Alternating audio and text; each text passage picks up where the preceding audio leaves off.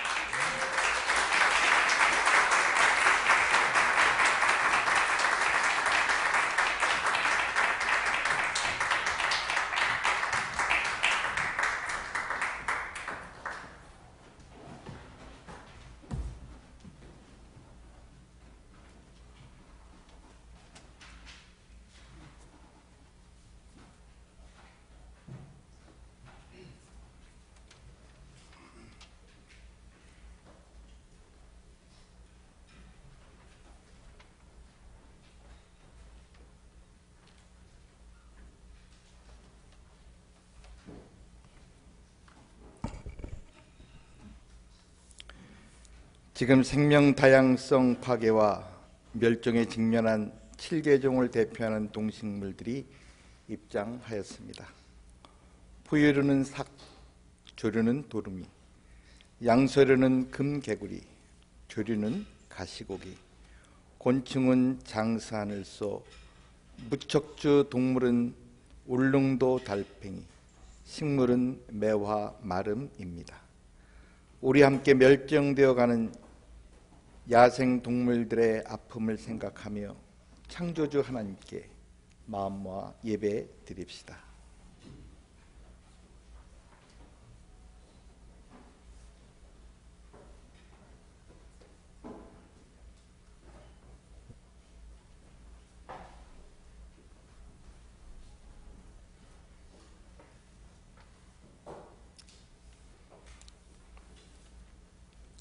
일어나셔서 여는 찬송 같이 시작하겠습니다.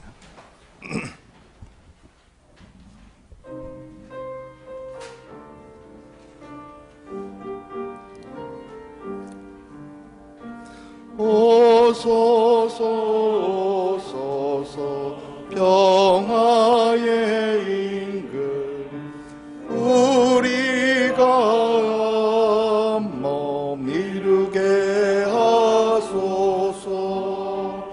오소서 오소서 정의의 임금 우리가 몸 이루게 하소서.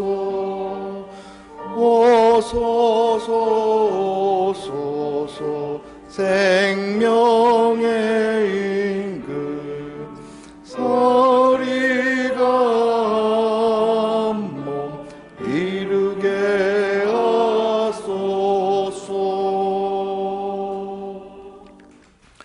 사랑하는 여러분, 창조주 하나님께서 기후 위기 시대 생명 다양성을 지키는 교회가 될 것을 명령하시며 우리를 부르십니다.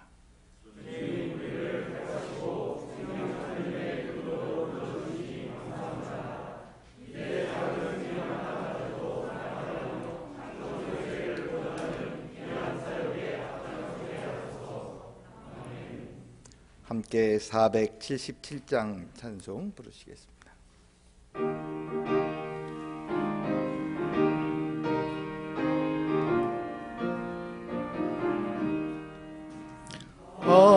하나님이 창조하신 꽃들이 아름다워 들길 따라 핀 꽃들도 하나님 찬양하네. 맑은 향기를 고운 노래를 온 천지에 날리네. 아버지여 우리 마음들 꽃들처럼 피게 하소서. 하나님이 창조하신 수목이 아름다워 숲속에서 자란 나무 하나님께 감사하네. 고든 가지를 푸른 희망을 하늘에 비춰지네. 아버지여 우리 믿을 나무처럼 곱게 하소서. 하나님이 창조하신 강들이 아름다워 돌무덤과 바지밭길 가로질러 흘러가네. 깊은 바다로 넓은 바다로 쉬지 않고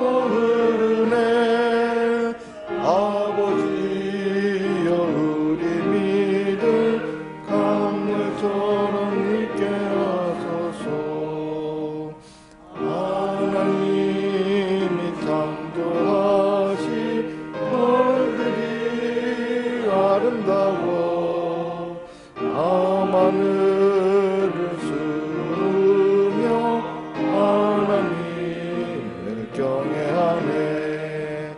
이제 되어라 어둠 밝혀라. 주의 말씀 따르네. 아버지여 우리 믿음 별들처럼 밝게 하소서. 다 함께 앉으셔서 함께 기도하실 때에 한국기독교 청년협의회 총무이신 하성웅 목사님 기도 인도해 주시겠습니다. 기도하시겠습니다. 주님, 사실 저는 환경 문제에 관심이 없었습니다.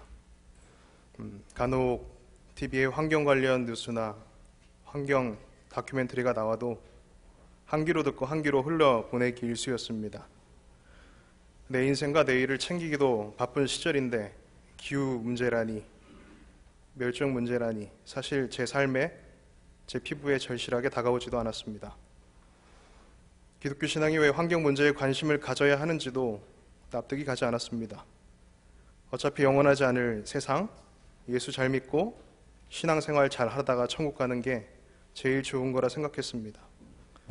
성경 어디에도, 예수님의 말씀 어디에도 환경 문제에 책임을 다해야 한다는 내용은 없으니 신앙의 중요한 과제로 여기지 않아도 된다고 생각했습니다.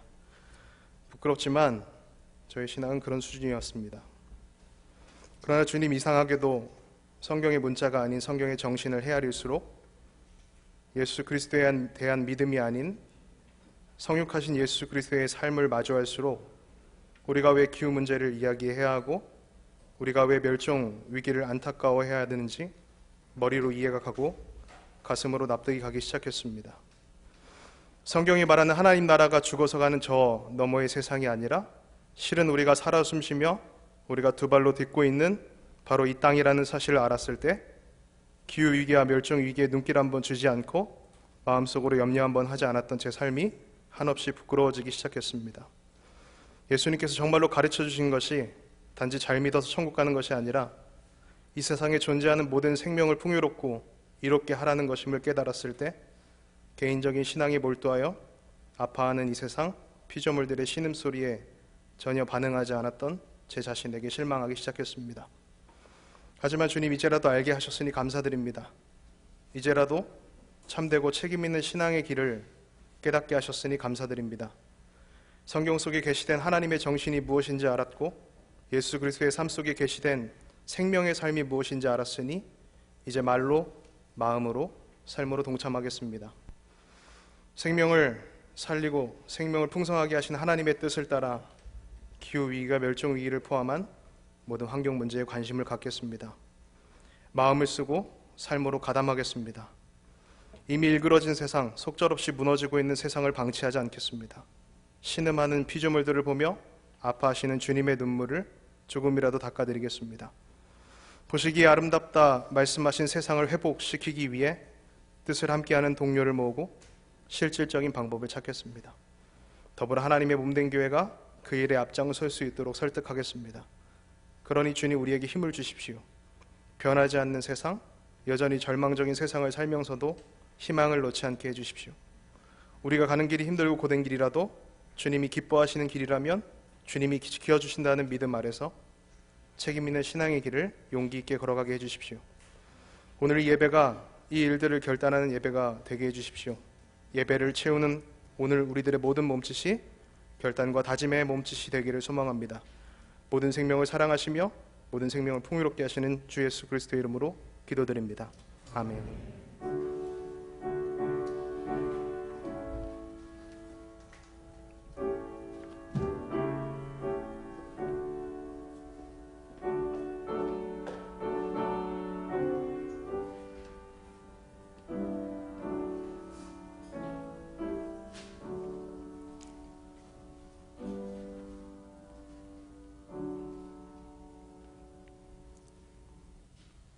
서울제일교회 생명환경실천모임 대표이신 김명일 집사님 나오셔서 성경 봉독해 주시겠습니다.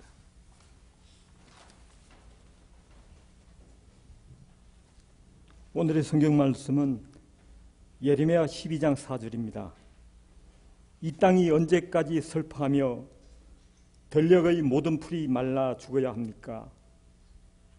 이 땅에 사는 사람의 죄악 때문에 짐승과 새도 씨가 마르게 되었습니다.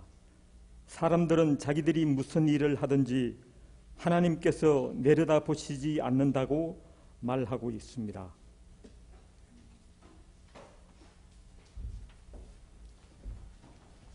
조금 아까 사전 공연해 주신 평화 산책에서 내 가는 이 길이라는 제목으로 특송해 주시고요. 이어서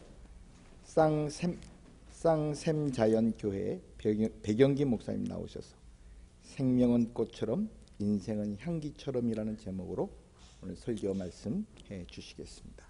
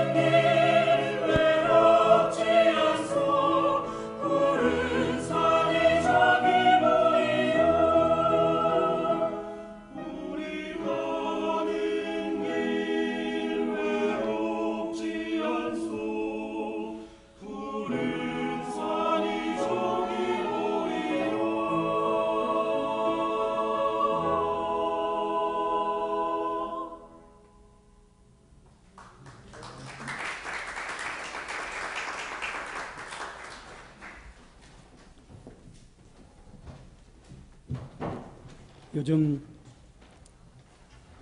하늘이 많이 맑아지신 거 느끼십니까? 제가 살고 있는 청주에 계시는 반칠한 시인이 계십니다. 그분의 시 가운데 하늘은 얼마나라고 하는 그러한 시가 있더라고요. 요즘 그 시를 보면서 굉장히 감동이랄까, 이렇게 마음에 큰 이렇게 위로를 받았습니다. 하늘은 얼마나 먼지 어떤 새도 끝까지 가본 적 없고, 하늘은 얼마나 가까운지 키 작은 아이 손도 닿지 않은 적 없고, 하늘은 얼마나 따스한지 아무도 품지 않은 사람 없고, 하늘은 얼마나 시원한지 아무리 뜨거운 굴뚝도 식히지 않은 적 없고, 하늘은 얼마나 단단한지 어떤 망치도 깬 적 없고, 하늘은 얼마나 부드러운지 어떤 새순도 다친 적 없고. 한번 기회가 되시면 찾아서 읽어보시면 좋겠습니다. 크고 작은 모든 생명은 하늘 아래 살고 있습니다. 그리고 하늘을 바라보며 살고 있지요. 모든 생명과 존재는 그 이상도 그 이하도 아니라고 생각합니다. 그 만들어지고 지어진 존재로 그 생명으로 살아가고 있는 거죠. 무의당 장일순 선생님은 좁쌀 하나에 우주가 있다는 이런 말씀을 하셨죠. 하나님 만드신 세상은 무수한 생명들로 가득 차 있습니다. 그 모든 생명은 저마다의 생명이면서 또 고리처럼 연결되어 있고 온전한 연합체로 함께 더불어 살아가게 됩니다. 이 생명의 존재를 누가 막을 수 있고 또 누가 거스를 수가 있겠습니까? 생명의 주인은 하나님이시고 그분의 섭리와 손길 안에서 모든 것은 거룩하고 또 훌륭한 그런 존재로 살아간다고 이렇게 믿고 있습니다. 우리 인간이 땅의 주인일 수는 없죠. 누가 이 생명의 주인으로 끝까지 남을 수가 있겠습니까? 원래부터 있었던 자연은 지금도 그 모습으로 존재하고 있습니다.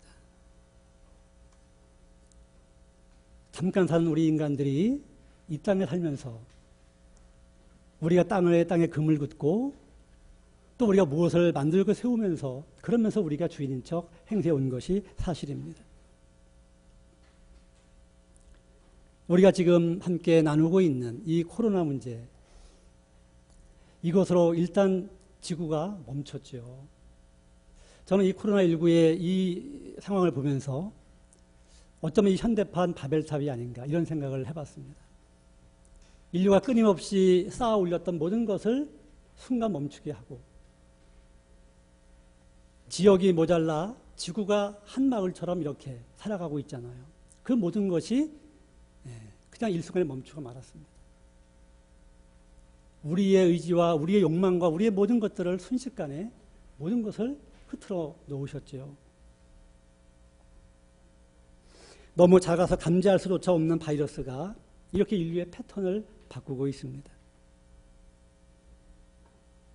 그동안 우리가 너무나 지나쳐왔다는, 우리가 너무 심했다고 하는 모든 것들을 다시 한번 돌아보게 하면서 하나님의 뜻을 찾게 하고 있습니다.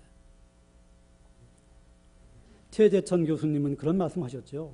현명하고 지혜롭다고 말하는 호모 사피엔스가 아니라 이제는 더불어 함께 사는 공생의 그런 어떤 존재를 인식하는 호모 심비우스가 되어야 한다. 이런 말씀을 하셨더라고요. 인간이 글쎄 똑똑한지는 모르겠지만 현명하진 않다. 어떻게 자기가 사는 세상을 이렇게 망가뜨려 놓고 그렇게 살면서 똑똑하다 말할 수가 있겠느냐. 이런 말씀을 하셨습니다. 이제 우리 인류가 살 길은, 그리고 하나님의 뜻은 생명의 가치를 정말 머리 위에 두고 살아야 한다. 이렇게 말씀하고 있다고 생각합니다.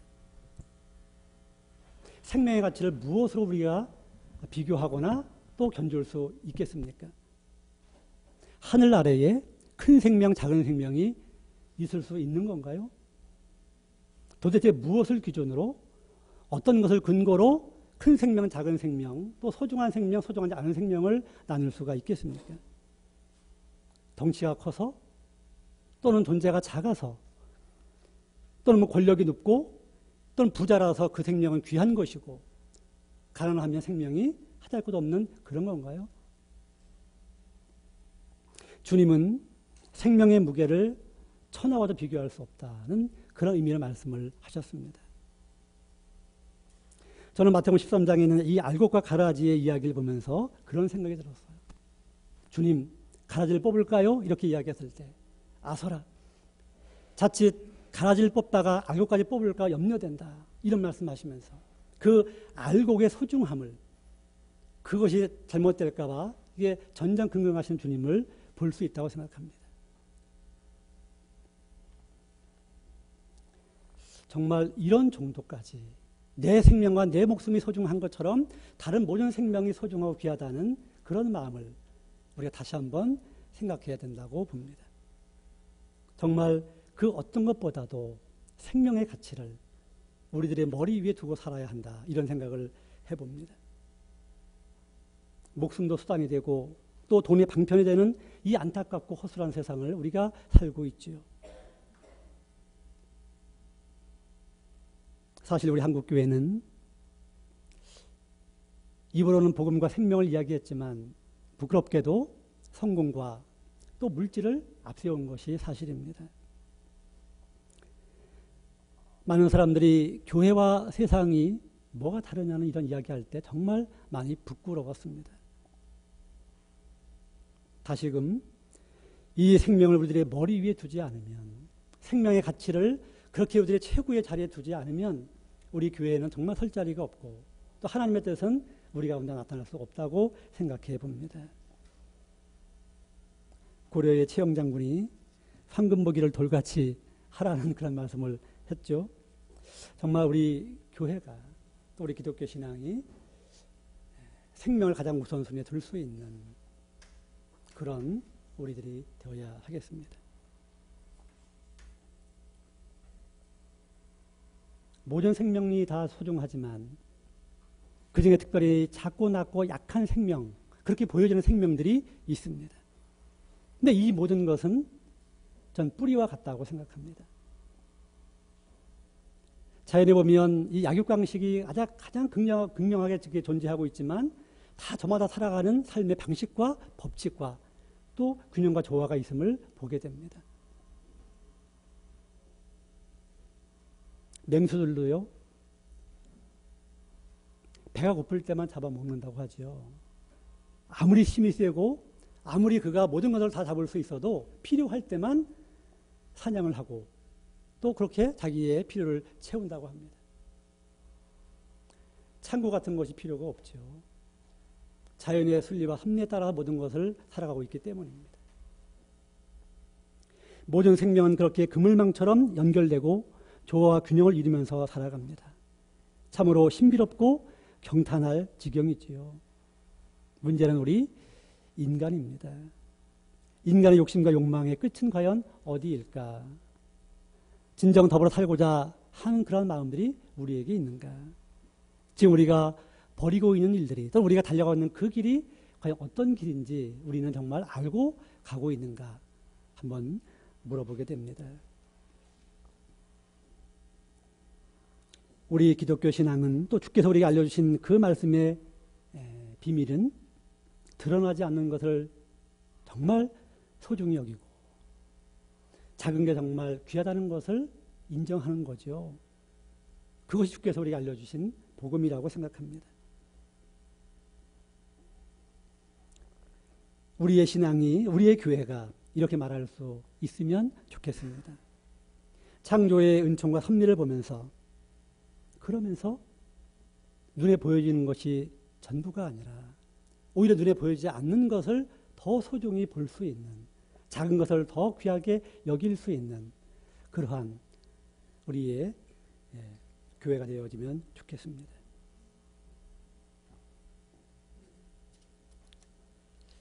결국 이 모든 것은 삶의 공유가 확장되는 녹색교회가 좀 할 수 있다고 생각합니다. 하나님의 나라는 크기와 숫자 있지 않다고 주님은 그렇게 말씀을 하셨고 보여주셨죠. 교회는 이미 그 모든 걸 초월해 있습니다. 가장 가난하지만 가장 부하고 또한 가장 부하지만 가장 가난한 모습을 갖는 것이 교회의 속성일 수 있습니다. 주님은 오셔서 이 땅의 모든 경계를 헐어내셨습니다. 하늘과 땅의 경계를, 또는 유대와 이방의 경계를, 삶과 죽음의 경계까지 주님은 헐어내셨죠. 복음이 또한 그런 생명의 힘이 있습니다. 우리 교회들이 이렇게 경계를 허물어내는, 그 지평을 넓혀가는 그러한 교회가 되어야 되지 않을까 생각해 봅니다.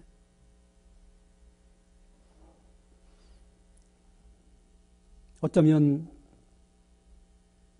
그동안 우리는 정말 예수님의 가르침과 길을 정반대로 걸어온 것은 아닌지 이런 부끄러운 모습을 한번 생각해 보게 됩니다.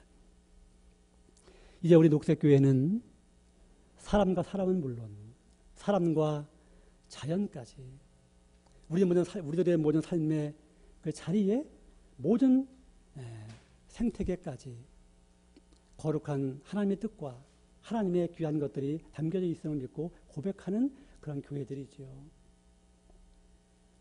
우리 녹색교회 안에서 또 우리 모든 교회들 안에서 삶의 공유가 확장되는, 그래서 정말 풍요롭고도 풍성한, 정말 충만한 삶이 우리 가운데 더 크게 일어나면 좋겠습니다. 녹색교회는 건물이 아니라, 또 크기가 아니라 내용이죠. 생명입니다. 그런 마음으로 우리가 여기에 모여 있다고 생각합니다. 땅의 탄식과 무생명들의 신음, 그리고 작고 여린 생명마저 씨가 마르게 되었다고, 이토록 무법천지가 되면 어찌된 일이냐고 하늘을 향해서 묻고 호소하는 이 에레미야 선지자에게 하나님의 답은 명확합니다. 생명은 꽃처럼 피어나게 하라. 그리고 삶은 향기처럼 그렇게 강물처럼 흐르게 하라. 그런 말씀으로 우리가 기억하고 고백하면 좋겠습니다. 감사합니다.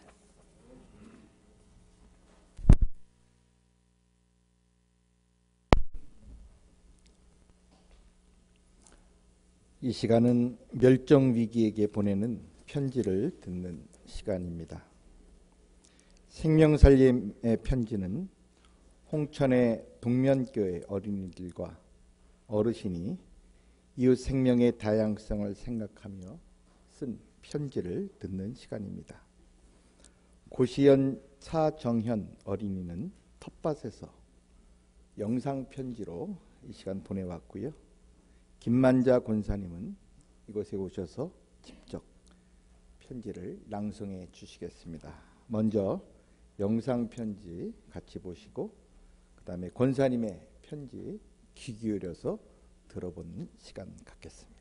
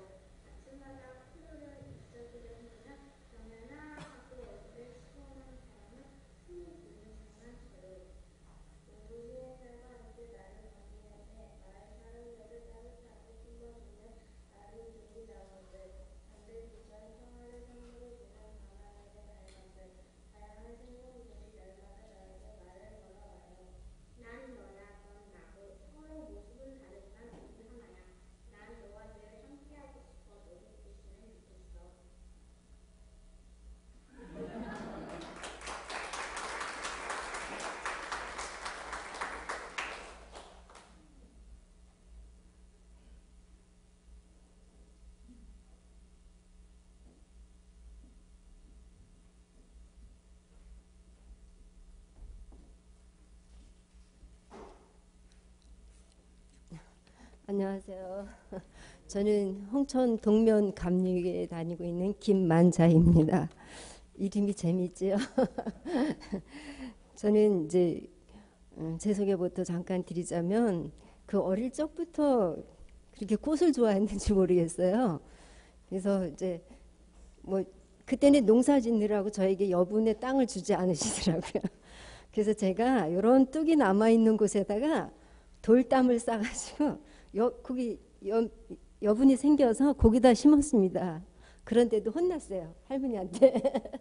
워낙에 농사를 크게 지시고 땅도 많은데도 그렇게 하셨습니다. 그래서 그렇게 꽃을 키우다가 제가 결혼을 하면서 남편을 잘 만난 것 같아요. 그래서 남편이 제게, 이건 또 하나님, 크게 보면 하나님이 주신 축복이죠. 제가 그런 걸 하겠다니까 고생해서 안 된다고 하면서도 워낙에 와서 꽃을 심고 그러니까 어쩔 수 없어서 제게 땅을 내어주었습니다. 시골에다 땅을 사서 여기다 농사를 짓자 이렇게 해서 제가 농사를 시작했는데요. 이렇게 하다 보니까 너무 어렵고 힘들더라고요. 정말 솔직히 그냥 제가 돈을 벌려고 시작했으면 벌써 그만뒀을 것입니다. 그런데 그게 아니라 워낙 좋아했던 일들이라 제가 계속해서 우리 꽃을 심기 시작했어요. 처음엔 야생화라는 걸 몰랐고요. 우리 꽃이라는 걸 몰랐습니다.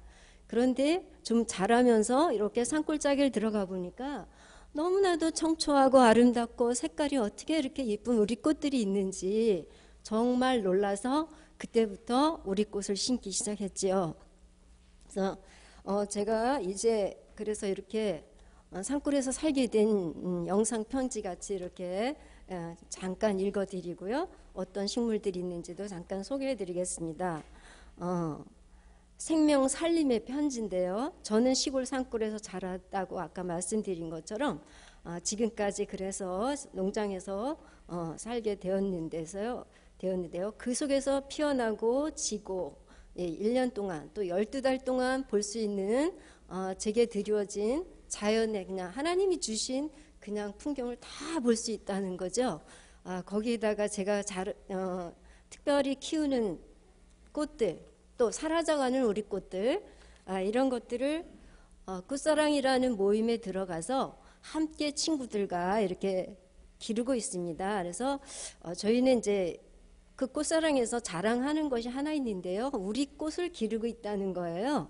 그래서 이 친구네 집에 저 친구네 집에 한 달에 한 번씩 이렇게 방문을 해서 잘 기른 꽃들을 보고 어떻게 이렇게 잘 길렀니, 또 저희가 잘 못 기르는 것들을 서로 이렇게 나눠서 또 기를 수 있게 이렇게 나눔을 하면서 만나면 무슨 얘기를 할까요? 저희는 꽃 얘기만 합니다.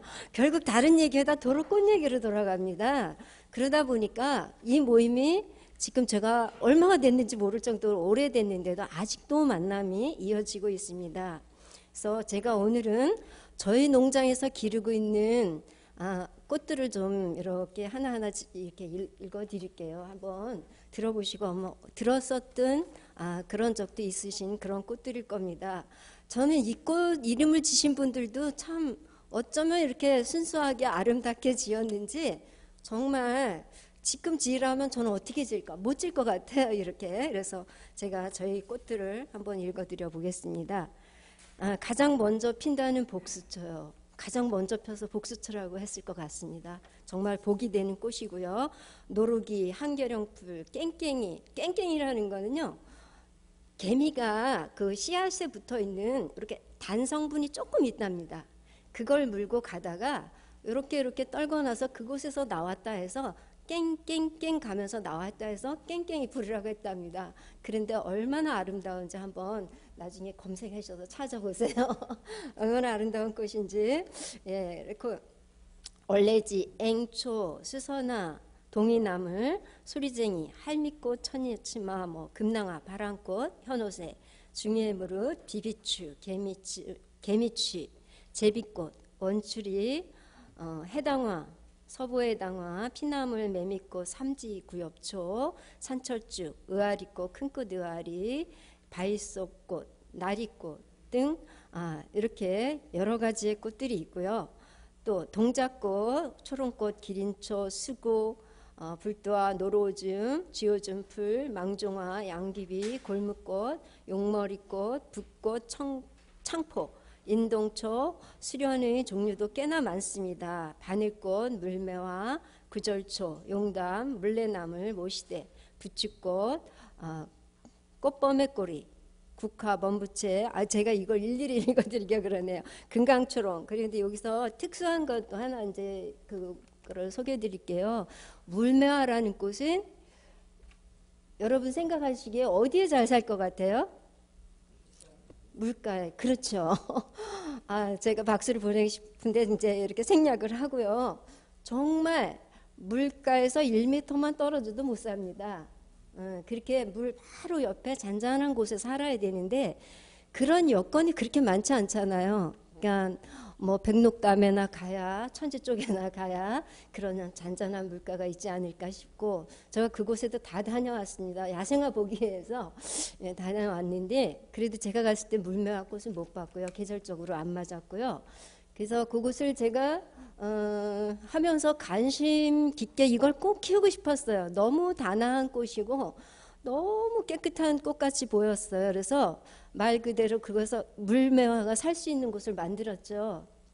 이렇게 물을 가두고 그 옆에 이렇게 이끼를 놓고 거기다 씨를 뿌렸습니다. 씨를 뿌렸더니 많은 물매화들을 제가 저 혼자 보는 것이 아니라 저의 농장에 오시는 분들 또 앞으로 계속 태어날 아이들 저희 손주 손녀들은 물론이고요. 애들이 오면 할머니 손잡고 나가요 그래요. 안에 있길 원하지 않아요. 할머니 이건 무슨 꽃이야 이제 물어보기 시작합니다. 궁금해서. 그래서 이러한 것들이 저의 행복으로 끝나지 않는다는 거.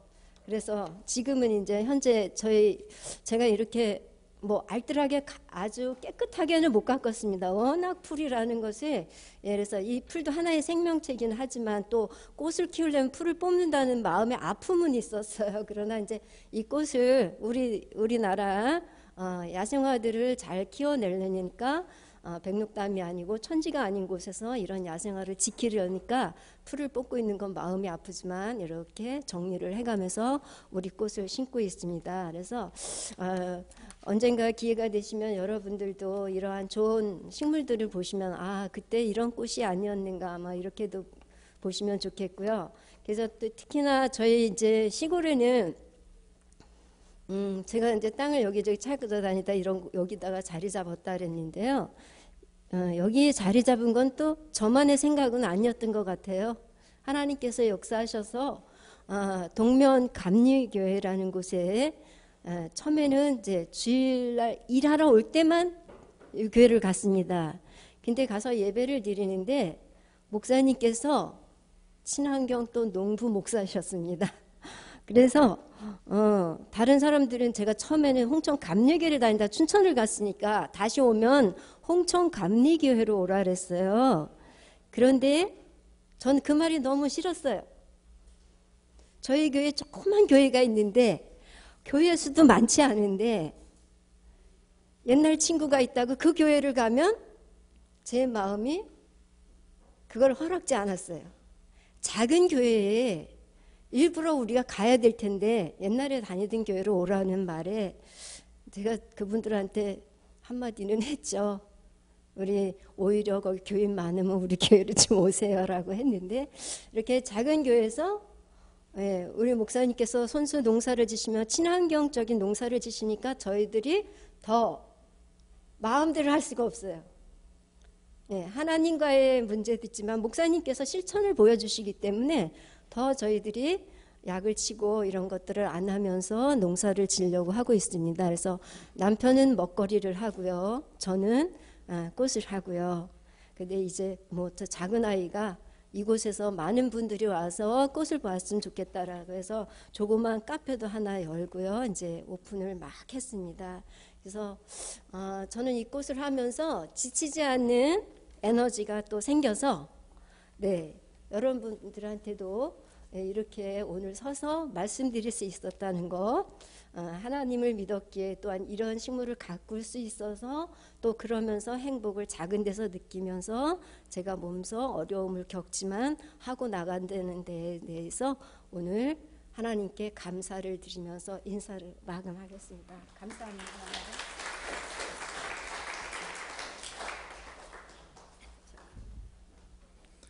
네, 우리 권사님 홍천에서 하늘을 경험하면서 사는 귀한 말씀 감사드립니다. 이제 우리 다 같이 일어나셔서요. 제37회 환경주일 연합예배 선언문을 낭독하는 시간 갖겠습니다. 이제 우리가 직면한 기후위기와 생명 다양성이 파괴되고 있는 현실에 관해 비상사태를 선포하고 작은 생명 하나까지 돌보는 한국교회가 되기를 결단하는 선언문 낭독을 하겠습니다. 한국기독교장로회 청년회 전국연합회 박혜린 총무님과 녹색교회 네트워크 총무이신 박용권 목사님께서 나오셔서 낭독해 주시겠습니다.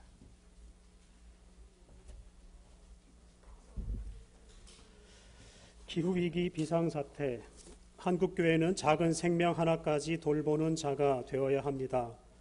오늘 한국교회는 참담하고 절박한 마음으로 기후위기 비상사태를 선언합니다.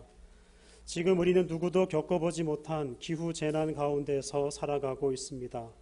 폭염과 혹한, 폭우와 가뭄, 해수면의 상승과 해안 저지대의 침식, 토지 황폐화와 식량 생산 감소, 병충해와 인수공통 감염병의 확산, 대규모 산불과 산호초의 괴멸, 그리고 이로 인한 생태계의 붕괴와 생명 다양성의 저하, 기후 난민의 발생과 기후 불평등의 심화로 인해 지금 살아있는 생명들 모두는 두려움과 공포에 사로잡혀 있습니다.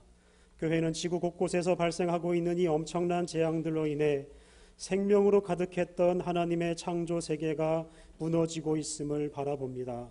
이 모든 일들은 산업화 이후 인류가 배출한 온실가스로 인해 지구의 평균 기온이 상승함으로 발생한 것이며 결국 우리의 무지와 탐욕의 결과 때문임을 고백할 수밖에 없습니다. 또한 이 땅의 생명을 돌보고 살피라 하신 하나님의 명령을 오롯이 감당하지 못한 교회의 나태함과 부족함을 참회하게 됩니다. 자비로우신 하나님, 우리를 불쌍히 여기시옵소서.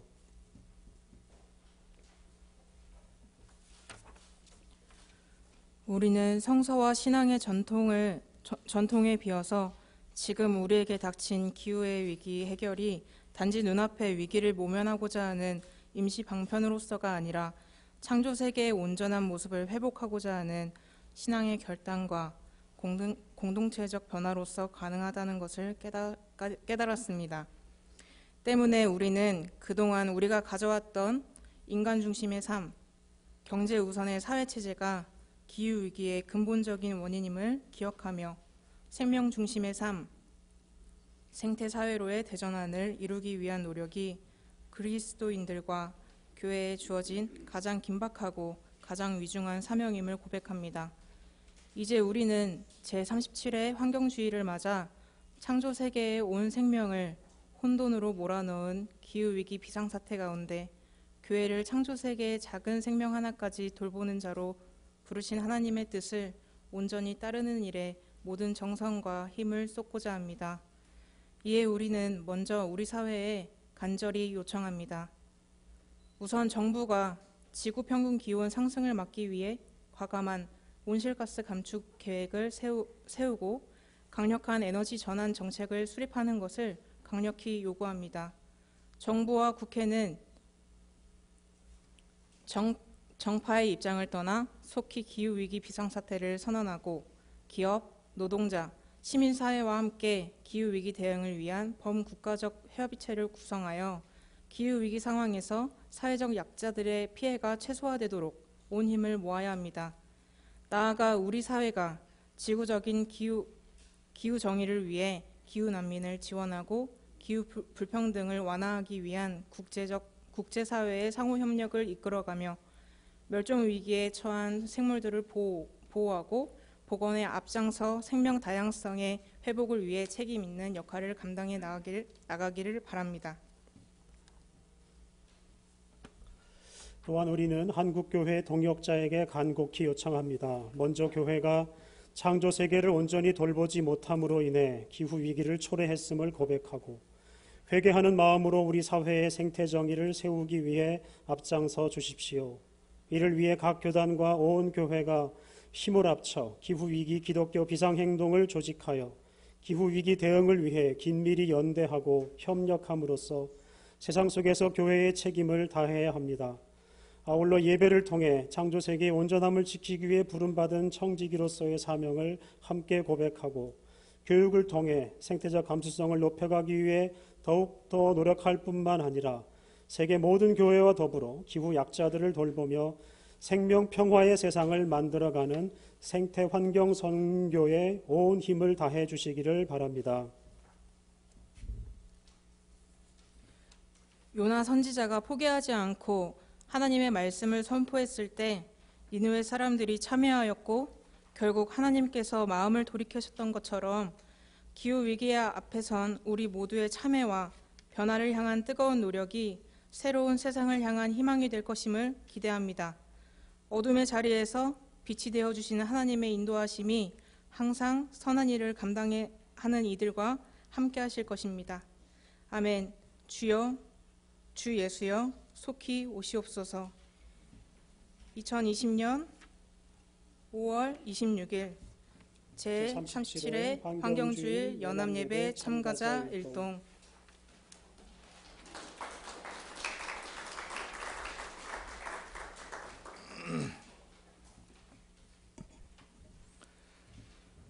사랑하는 여러분, 창조주 하나님께서 여러분을 기후위기의 시대에 생명살림의 청지기로 세우셨습니다.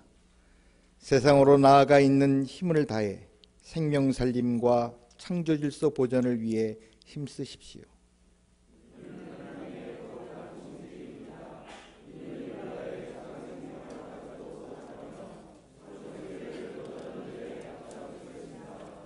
아멘.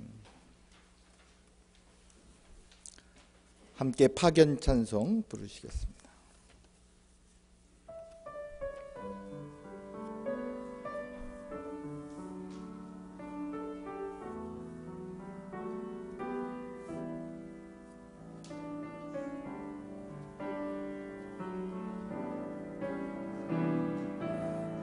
하늘 모두들 생명들과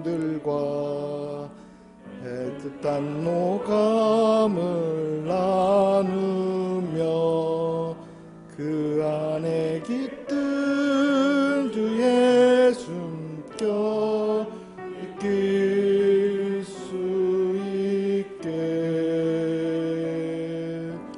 정이 있는 강물처럼 흐르게 평화의 그늘 따르게 주의 사랑이 햇살처럼 번질 수 있게 그의 단을 바라는 배우며 사는 늘 주의 교회 부르신 그 뜻을 간직하며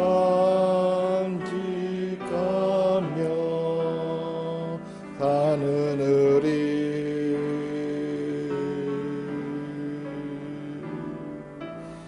하늘을 두지 않습니다. 병든 이 땅을 고쳐주소서.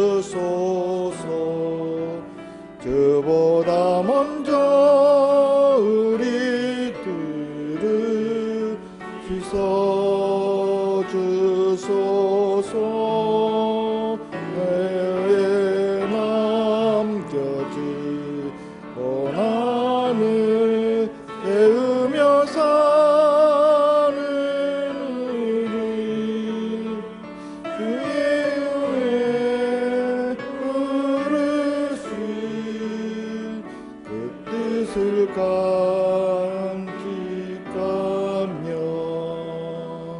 사는 우리.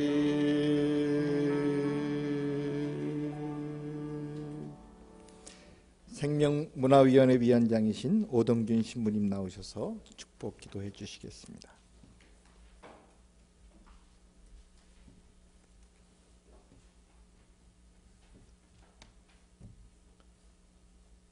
번영과 효율과 경쟁으로 치닫는 세계 속에서 당신의 백성을 불러내시고 참 생명의 길을 밝혀주시는 주님, 오늘 여기 모인 당신의 종들에게 주님의 새로운 세계를 보여주시고 믿게 해주시니 감사합니다. 교회는 많고 신자라는 사람들이 많지만 주님의 생명을 믿고 따르는 여기 모인 당신의 백성들, 특히 녹색교회들, 그리고 생명 문화를 위해 헌신하는 모든 사람들에게 주님이 주신 모든 생명세계를 살려낼 지혜와 힘을 주시기를 우리 주 아버지 하느님과 성령 하느님과 우리를 위해 돌아가신 성자 예수 그리스도의 사랑으로 강복하소서. 아멘.